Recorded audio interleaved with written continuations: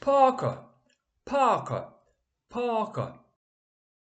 Imagine you are outside on a freezing winter day and the wind is howling.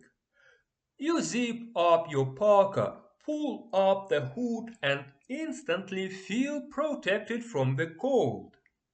A parka is a thick, warm coat designed to protect you from cold, wind, and snow. It usually has a hood, often lined with a fur, and is made of waterproof or insulated materials.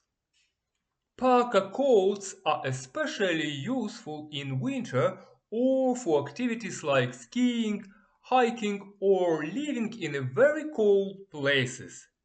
Examples: 1. It was snowing heavily, so I put on my parka before going outside.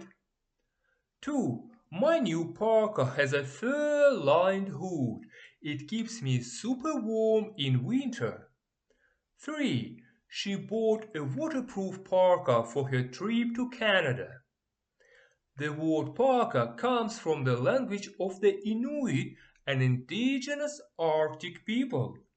So, next time you bundle up in parka, remember you are wearing a piece of history inspired by people who mastered survival in the coldest places on Earth.